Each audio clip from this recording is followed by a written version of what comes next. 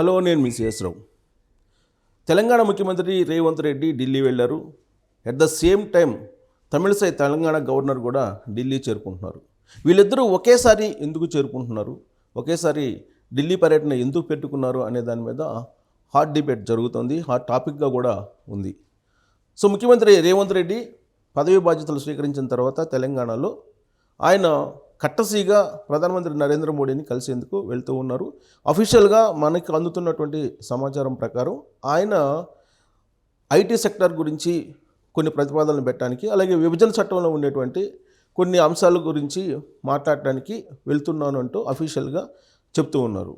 దీంతోపాటు పెండింగ్ నిధులు ఏవైతే ఉన్నాయో, ఇప్పటివరకు కేంద్ర ప్రభుత్వం నుంచి రావాల్సినటువంటి నిధులు ఏవైతే ఉన్నాయో వాటిని అడిగి తీసుకొచ్చుకునేటువంటి ప్రయత్నం చేయడంలో భాగంగా వెళ్తున్నానని చెప్తున్నారు. సాధారణంగా ఫెడరల్ సిస్టంలో కేంద్ర ప్రభుత్వానికి రాష్ట్ర ప్రభుత్వానికి సయోధ్య ఉండాలి, అలాగే ఇచ్చిపుచ్చుకునేటువంటి ధోరణి కూడా ఉండాలి. అప్పుడే రాష్ట్ర ప్రభుత్వం కానీ కేంద్ర ప్రభుత్వం కానీ సయోధ్యగా వెళ్ళేటువంటి అవకాశం ఉంది. అయితే ఇప్పుడు పిసిసి అధ్యక్షుడిగా రేవంత్ రెడ్డి ఉన్నారు, అట్ ద సేమ్ టైం ముఖ్యమంత్రిగా కూడా ఉన్నారు. ఆయన నేపథ్యం చూస్తే కనుక మనం ఆర్ఎస్ఎస్ బ్యాక్గ్రౌండు, ఆ తర్వాత ఏబీపీ బ్యాక్గ్రౌండు ఉంది.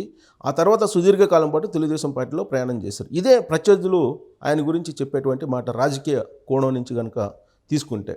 సో ఆర్ఎస్ఎస్ భావజాలము ఏబీపీలో అంటే బీజేపీ అనుబంధ సంఘంగా ఉండేటువంటి ఏబీపీలో పనిచేశారని అంటే డెఫినెట్గా ప్రధానమంత్రి నరేంద్ర మోడీ లైక్ చేసేటువంటి అవకాశం ఉంది అనేది కూడా వినిపిస్తుంది. ముఖ్యమంత్రిగా రేవంత్ రెడ్డి ప్రమాణ స్వీకారం చేసిన తర్వాత ప్రధానమంత్రి నరేంద్ర మోడీని కలిసిన తర్వాత ఏదో జరుగుతుంది అనేటువంటి ఒక రాజకీయపరమైనటువంటి చర్చ అయితే జరుగుతుంది. బహుశా అందుకేనేమో రేవంత్ రెడ్డి ఆయన ఢిల్లీ వెళ్తూ బట్టి విక్రమార్కను కూడా వెంటబెట్టుకొని వెళ్తూ ఉన్నటువంటి పరిస్థితి. సో ఏఐసిసికి సంబంధించినటువంటి నేతలతో సమావేశమయ్యేటువంటి అవకాశం ఉంది. అలాగే రాహుల్ గాంధీతోటి వీలుంటే భేటీ అయ్యేటువంటి అవకాశం కూడా ఉందని చెప్పి అఫీషియల్గా మనకు తెలుస్తున్నటువంటి సమాచారం. అయితే ఈ భేటీ తర్వాత తెలంగాణలో అనూహ్యమైనటువంటి పరిణామాలు చోటు చేసుకునేటువంటి అవకాశం ఉంది. రాజకీయంగా కానీ లేదా విధానపరమైనటువంటి నిర్ణయాలు కానీ చోటు చేసుకునేటువంటి అవకాశం ఉంది అనేది ఒక చర్చ జరుగుతుంది. సో హోంశాఖ మంత్రి అమిత్ షాను తమిళసై కలవబోతున్నారు. వాస్తవంగా తమిళసై ఆమె కలవాలనుకుంటే కనుక ప్రధానమంత్రి నరేంద్ర మోడీని కలుస్తారు, లేదా రాష్ట్రపతిని కలుస్తారు. కానీ ఆమె షెడ్యూల్లో కేంద్ర హోంశాఖ మంత్రి అమిత్ షా తోటి భేటీ అయ్యేటువంటి అంశం మాత్రమే ఉంది. ఇక్కడే కరెక్ట్గా మనం నిశ్చితంగా ఆలోచిస్తే కనుక తమిళసై ఏం చెప్పడానికి, కేంద్ర ప్రభుత్వానికి ఎలాంటి సమాచారం ఇవ్వడానికి ఢిల్లీ వెళ్తున్నారు అనేది ఒక క్వశ్చన్ వేసుకుంటే కనుక తమిళసై రాజకీయపరమైనటువంటి అంశాల గురించి చర్చించేదానికి మాత్రమే కేంద్ర హోంశాఖ మంత్రిగా ఉన్నటువంటి అమిత్ షాని కలవబోతూ ఉన్నారు అనేది కూడా వినిపిస్తుంది. సో కొంచెం వెనక్కి వెళ్తే కనుక రేవంత్ రెడ్డి పిసిసి అధ్యక్షుడు అయిన తర్వాత రాష్ట్రంలో ఉండేటువంటి పరిస్థితులు ఏమున్నాయి, కాంగ్రెస్ గ్రాఫ్ ఏ విధంగా పెరుగుతుందనే ఒక నివేదిక దాదాపు 5-6 నెలల క్రితమే తమిళసై కేంద్ర ప్రభుత్వానికి ఇవ్వడం జరిగింది. ఆ రోజుల్లో ముఖ్యమంత్రిగా ఉన్నటువంటి కేసీఆర్కి, అలాగే గవర్నర్గా ఉన్నటువంటి తమిళసైకి అస్సలు కుసిగేది కాదు. అంటే భేదాభిప్రాయాలు ఉండేవి. ప్లస్ ఆమెకు హెలికాప్టర్ కూడా ఇవ్వకుండా ఒక సందర్భంలో ఇబ్బంది పెట్టారు మేడారం జాతరకు వెళ్ళడానికి. అంతేకాదు అసెంబ్లీలో పాస్ చేసినటువంటి బిల్స్ను కూడా ఆమె ఆపిపెట్టినటువంటి సందర్భం కూడా ఉంది. గవర్నర్ కోటాలో ఎమ్మెల్సీని ఎంపిక చేసిన తర్వాత ఆ ఎమ్మెల్సీలు కూడా రాజకీయపరమైనటువంటి ఎంపిక ఇది అని చెప్పి ఆమె ఆపేశారు. దాంతో చివరి నిమిషంలో కేసీఆర్ ప్రభుత్వం నామినేట్ చేసినటువంటి ఎమ్మెల్సీల ఎంపిక కూడా ఆగిపోయింది. సో టగ్ ఆఫ్ వార్ అటు కేసీఆర్కి అలాగే తమిళసైకి నడిచింది ఒకానొక సందర్భంలో. ఆ తర్వాత ఢిల్లీ లిక్కర్ స్కాము, కవిత ఎపిసోడ్ బయట రావడంతో తర్వాత బీజేపీ అలాగే బీఆర్ఎస్ పార్టీ ఏదో తెర వెనుక ఒప్పందాలు కుదుర్చుకున్నాయి అనేటువంటి ఒక చర్చ అయితే నడిచింది. దానికి అనుగుణంగానే కేసీఆర్కి అలాగే తమిళసైకి మధ్య కూడా కొంత విభేదాలు కానీ లేదా వాళ్ళిద్దరూ మధ్య భేదాభిప్రాయాలు కానీ తగ్గినట్టు కనిపించాయి ఎన్నికల నాటికి. ఇప్పుడు సీన్ కట్ చేస్తే రేవంత్ రెడ్డి ముఖ్యమంత్రి అయ్యారు. రేవంత్ రెడ్డి ముఖ్యమంత్రి అయిన తర్వాత తమిళసై అలాగే రేవంత్ రెడ్డి ఇద్దరు కూడా కలిసి బాగా పనిచేస్తున్నారు, లైజనింగ్ తోటి ఉన్నారు అనేది కూడా అర్థమవుతుంది. అంటే గవర్నర్కి బాగా రెస్పెక్ట్ ఇస్తున్నారు రేవంత్ రెడ్డి, అలాగే రేవంత్ రెడ్డికి కూడా గవర్నర్ రెస్పెక్ట్ ఇస్తున్నారు ముఖ్యమంత్రికి. సో ఇద్దరు కూడా సయోధ్యగా ఉన్నారనేది చాలా క్లియర్గా వాతావరణం కూడా కనిపిస్తుంది. ప్రజాపాలన నేను కొనసాగిస్తానని చెప్పి రేవంత్ రెడ్డి చెప్పారు. ఇదంతా కూడా ఒక ఎత్తు. అయితే అసెంబ్లీ జరిగినటువంటి క్రమంలో శ్వేతపత్రం విడుదల చేయడం జరిగింది. ఆ శ్వేతపత్రాల్లో ప్రధానంగా ఆర్థికపరమైనటువంటి శ్వేతపత్రం విడుదల చేశారు. దాంతోపాటు రాష్ట్రంలో ఉండేటువంటి ఆర్థిక పరిస్థితులను మొత్తాన్ని కూడా బయటపెట్టారు. సో అలాగే కాళేశ్వరం సంబంధించినటువంటి అంశం కానీ లేదా మేడిగడ్డ కుంగిపోయినటువంటి అంశం కానీ ఇవన్నీ కూడా శ్వేతపత్రాలను విడుదల చేయడం జరిగింది. ఈ నేపథ్యంలో ఆ అసెంబ్లీలో ఏదైతే ఫోకస్ చేశారో ఆ ఫోకస్ చేసినటువంటి అంశాల మీద ఎలాంటి చర్యలు తీసుకోబోతున్నారు రేవంత్ రెడ్డి అనేటువంటి ఒక చర్చ జరుగుతున్నటువంటి క్రమంలో ఇప్పుడు ఢిల్లీ టూర్ ఓకే అయింది. అమిత్ షానేమో గవర్నర్ తమిళసై కలుస్తున్నారు, ప్రధానమంత్రి నరేంద్ర మోడీనేమో రేవంత్ రెడ్డి కలుస్తున్నారు. సో కాబట్టి ఏం చేయబోతున్నారు అనే దాని మీద బీఆర్ఎస్ పార్టీకి సంబంధించినటువంటి వాళ్ళు మాత్రం చాలా ఉత్కంఠంగా ఎదురు చూస్తూ ఉన్నారు.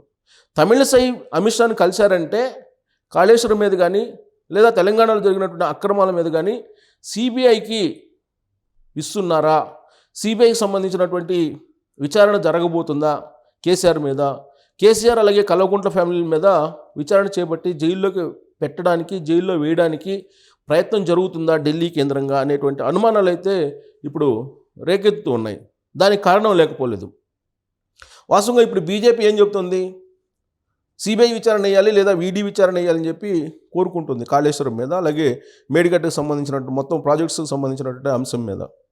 దీంతోపాటు ఆర్థికపరమైనటువంటి క్రమశిక్షణ లేకుండా చేశారు అనేది కూడా శ్వేతపత్రం ద్వారా కాంగ్రెస్ పార్టీ ప్రభుత్వం బయటపెట్టడం జరిగింది. సో ఆర్థిక క్రమశిక్షణ లేకపోవడం, కేంద్ర నిధులను డైవర్ట్ చేయడం, వీటి మీద కూడా చర్యలు తీసుకునేటువంటి అవకాశం ఉంది అనేది ఒకటి వినిపిస్తుంది. సో కేంద్ర హోంమంత్రి అమిత్ షా జోక్యం ఉంది, ఇంకొక వైపు నరేంద్ర మోడీని రేవంత్ రెడ్డి కలుస్తున్నారంటే బహుశా రాజకీయపరమైన అంశాలు ఖచ్చితంగా చర్చకు వచ్చేటువంటి అవకాశం ఉంది. ఎందుకంటే ముఖ్యమంత్రి హోదాలో కొన్ని ప్రతిపాదనలు తీసుకెళ్ళినప్పటికీ కూడా అవి ఆన్ పేపర్ సంతకంతో ఇస్తారు. ఆ తర్వాత నరేంద్ర మోడీ వాటిని తీసుకొని అక్కడ పిఎం ఆఫీస్కి పంపిస్తారు. అవన్నీ చట్ట ప్రకారం లేదంటే రాజ్యాంగం ప్రకారం, ఫెడరల్ సిస్టమ్ ప్రకారం నడిచిపోయేటువంటి ప్రక్రియ. కానీ ముఖాముఖి కలిసినప్పుడు మాత్రం వాళ్ళిద్దరి మధ్య ఎలాంటి చర్చ వచ్చేటువంటి అవకాశం ఉంది అనే దాని మీద మనం కనుక కొంచెం ఆలోచిస్తే కనుక నిశ్చితంగా రాజకీయపరమైనటువంటి అంశాలు ఖచ్చితంగా తెర మీదకు వచ్చేటువంటి అవకాశం ఉంది. పైగా సమీప భవిష్యత్తులోనే లోక్సభకు సంబంధించినటువంటి ఎన్నికలు ఉన్నాయి.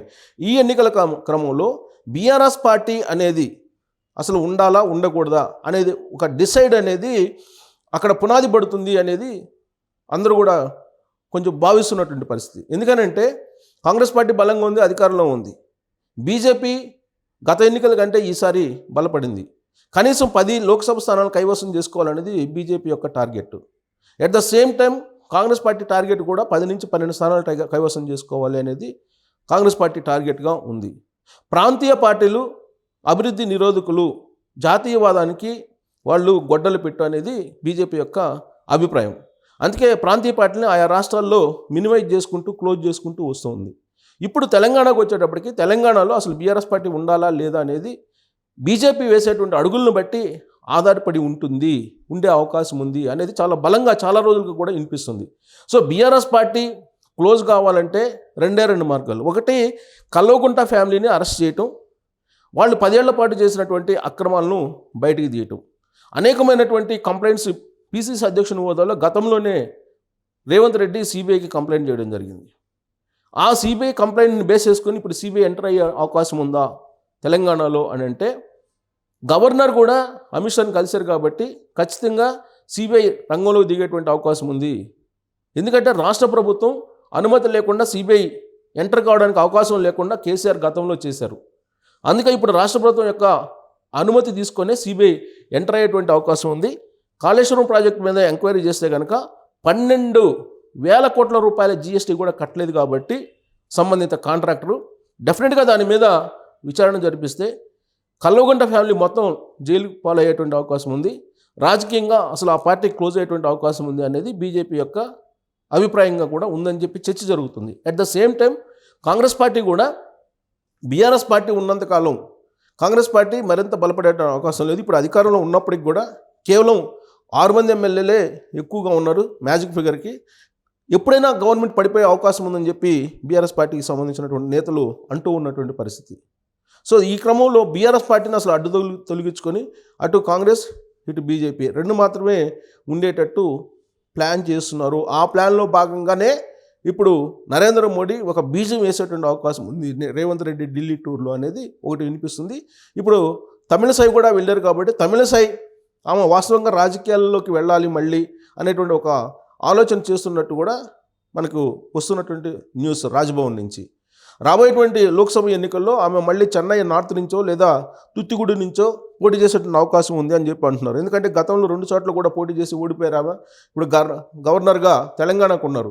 గవర్నర్ పదవికి రాజీనామా చేసి ప్రత్యక్ష ఎన్నికల్లో పాల్గొనాలి అనేటువంటి ఒక ఆలోచన కూడా చేస్తున్నారు అని కూడా వార్త వచ్చింది. ఈ క్రమంలో ప్రధానమంత్రి నరేంద్ర మోడీని ఆమె కలవాలి, కానీ ఆమె భేటీ అవుతుంది హోంమంత్రితోటి.